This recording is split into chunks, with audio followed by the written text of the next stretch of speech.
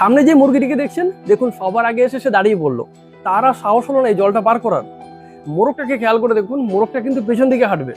আবার পেছন থেকে একটা মুরগি এসে সবার আগে জলটা পার করলো। তাকে যেতে থেকে বাকিদের মধ্যে সাহস, আত্মবিশ্বাস বেড়ে গেল। তারাও কিন্তু জলটা উড়ে পার করলো। এদেরকে দেখে মোরগটা ফিরে এলো, সে তো সবচেয়ে বেশি উড়লো।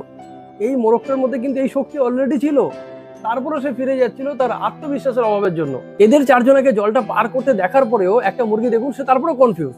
মানে সে বুঝে উঠতে পারছে না এই জলটা সে পার করতে পারবে কিনা, আর পারলে কিভাবে পারবে। সে দেখলো যে একজন হেঁটে গেছে, বাকি তিনজন উড়ে গেছে, সে চাইলে হেঁটেও যেতে পারে, ওরাও যেতে পারে, কিন্তু সে নিজেই কনফিউজ। এটা কোনো মোরগ বা মুরগির গল্প না, এটা আমাদের লাইফের রিয়ালিটি। আমরা আজ সবাই আত্মবিশ্বাসের অভাবে ভুগছি।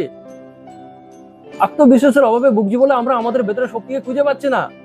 আমরা আজ আত্মবিশ্বাসের অভাবে এতটাই ভুগছি, যদি ঈশ্বর এসে আমাদের হাত ধরে বলে যে তুমি এটা করো, সাকসেস পাবে, তারপর আপনি করতে পারবেন না। কেননা নিজের প্রতি নিজের আত্মবিশ্বাস নেই তো।